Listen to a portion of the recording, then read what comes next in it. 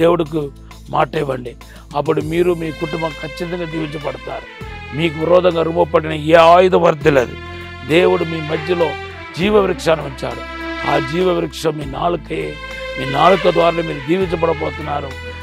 యేసుక్రీస్తు నామములో మీ అందరికీ శుభములు తెలియపరుస్తున్నాను. మీరందరూ బాగున్నారా? దేవుని యొక్క కృప, సన్నిధి, ప్రసన్నత మీకు ఎల్లప్పుడూ తోడుగా ఉండాలని ప్రార్థన చేస్తున్నాను. దేవుని బిడ్డలారా, మిమ్మల్ని దీర్ఘాయుష్మంతుడిగా దేవుడు చేస్తానంటున్నాడు.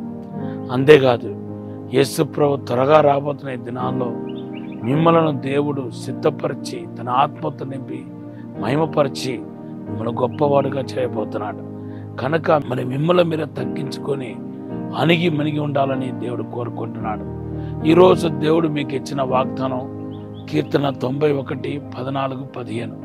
ఆ వాగ్దానం ఎత్తిపట్టి మీరందరూ ప్రార్థన చేయాలని ఆశపడుతున్నాను. దేవుని బిడ్డలారా, మనము ఆదికాండం మొదటి 2 అధ్యాయాల గురించి ధ్యానం చేసుకుంటూ వస్తున్నాం. దేవుడు ఆదాము కోసం ఒక పెద్ద నదిని దేవుడు సృష్టించాడు. ఆ నది ద్వారా మనం అనేక సత్యాలు నేర్చుకున్నాం. ఈరోజు ఆ నదితో పాటు మరొకటి కూడా దేవుడు సృష్టించాడు. అదేంటంటే మంచిది చెడ్డది ఫలమిచ్చే చెట్టును దేవుడు పుట్టించాడు. జీవవృక్షాన్ని పుట్టించినట్టుగా మన పరిశుద్ధ గ్రంథంలో మనం చూస్తున్నాం. అయితే ఈరోజు కూడా ఆ జీవవృక్షం మనకు కూడా ఉంది అనే విషయాన్ని మీకు జ్ఞాపకం చేస్తున్నాను. అది వాటిని తినే దినాల్లో దేవుని బిడ్డలారా, మరి వారి కళ్ళు తెరవబడతాయని, మరి వారికి మేలు కలుగుతాయని, క్షేమం కలుగుతాయని ఇవన్నీ మన పరిశుద్ధ గ్రంథంలో చూస్తున్నాం. అయితే ఈ జీవవృక్షం ఏంటంటే నీతిమంతుని ఒక నాలుక జీవవృక్షం అని మనకు సామెతలు 11వ అధ్యాయం 30వ వచనంలో కనపడుతుంది. ఈ జీవవృక్షం దేనికి సాదృశ్యంగా ఉందంటే మన నోటికి సాదృశ్యంగా ఉంది. ఈరోజు మన నోటి ద్వారా దేవుడు చేసే అద్భుతాలు చాలా ఉన్నాయి. మీ నోరు ద్వారా మీరు దీవించబడవచ్చు, మీకు మీరే దీవించబడవచ్చు. తర్వాత అదే నోరు ద్వారా అనేక మందికి ఆశీర్వాదకరంగా మీరు ఉండవచ్చు.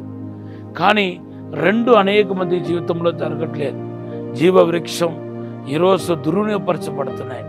మనము మేలు పలకటానికి బదులుగా, క్షేమం పలకటానికి బదులుగా, ఆశీర్వాదపు వచనాలు పలకటానికి బదులుగా ఈరోజు మన నోరుని ఇష్టం వచ్చినట్టుగా వాడుతున్నాం. అనేక మంది నోటితో బూతులాడే వాళ్ళు ఉన్నారు. చాలామంది మీలో బూతులాడే వాళ్ళు ఉన్నారు, అబద్ధలాడే వాళ్ళు ఉన్నారు, దేవుని ఆత్మను దుఃఖపెట్టే కార్యాలు మాట్లాడే వాళ్ళు ఉన్నారు. సో ఇవన్నీ మీరు మానేసి మీరు ఒక జీవవృక్షం అనే విషయాన్ని మీరు గ్రహించాల్సిన వారే ఉన్నారు. అంతేకాదు, బైబిల్లో రాయబడి ఉంది సామెతలు 13:12 నువ్వు ఆశించిన కార్యాలు జరిగినప్పుడు అది జీవవృక్షలాగా ఉంటుందంట. అవును, మీరు ఆశించిన కార్యాలు ఎలా జరుగుతాయి? ఎవరు మీకు ఆశించిన కార్యాలు చేస్తారు? దేవుని బిడ్డలారా, కీర్తన 37:4-5 మన మార్గాన్ని యెహోవాకు అప్పగించి మనం ముందుకు సాగుతున్నప్పుడు మన కోరికలు యావత్తి దేవుడు సిద్ధింప చేస్తాడని రాయబడి ఉంది. కానీ మీరు ఎన్నో ఆశలు పెట్టుకున్నారు, కానీ ఏ ఒక్క ఆశ మీ జీవితంలో నెరవేర్చబడలేకపోతుంది.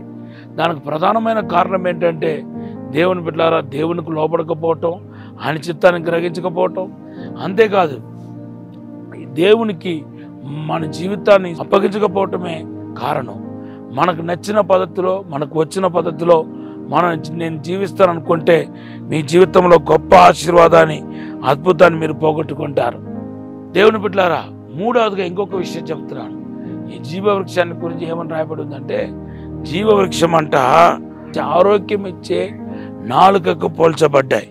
అవును, మన దేవుని యొక్క మాటలు, దేవుని యొక్క ఉద్దేశాలు, దేవుని ప్రేమ, దేవుని యొక్క రక్షణ, వీటి గురించిన పూర్తి అవగాహన మనకుంటే, అది మనం పలుకుతున్నామంటే మనమే ఒక జీవవృక్షముగా ఉంటాము. దేవుని బిడ్డలారా, ఈ రోజున మంచి తీర్మానం చేయండి. నేను ఏనాడు తప్పుడు మాటలు మాట్లాడను, ఎవరి గురించి మాట్లాడను, ఏ దైవజనుడి గురించి మాట్లాడను. నా జీవితాన్ని నేను కాపాడుకొని ఈ జీవవృక్షం మధ్యలో ఈ జీవవృక్షాన్ని పెంపొందింప చేసుకొని నా జీవితాన్ని ఆశీర్వాదకరంగా చేసుకుంటానని దేవుడికి మాట ఇవ్వండి. అప్పుడు మీరు మీ కుటుంబం ఖచ్చితంగా దీవించబడతారు. మీకు విరోధంగా రుమపడిన ఏ ఆయుధం వర్ధిల్లదు. దేవుడు మీ మధ్యలో జీవవృక్షాన్ని ఉంచాడు. ఆ జీవ వృక్షం మీ నాలుకే, మీ నాలుక ద్వారా మీరు దీవించబడబోతున్నారు. ఎఫెసీ పత్రిక 1:19 ప్రకారం మీ ఆత్మీయ నేత్రాలు ఈ విషయంలో తెరవబడాలని ప్రార్థిస్తూ యేసు నామములో అడిగి వేడుకుంటున్నాం తండ్రి. ఆమేన్. ఈ సమయంలో దేవుడు మన ఆశీర్వదించి ప్రార్థన చేయనగాక, దేవుడు మన ఆశీర్వదించి దీవించనగాక. పరిశుద్ధము నమ్మకమైన పరలోక తండ్రి, నీకు వందనాలు, స్తోత్రాలు ప్రభా. తండ్రి, జీవ వృక్షాన్ని అనుభవించే కృప దయచండి.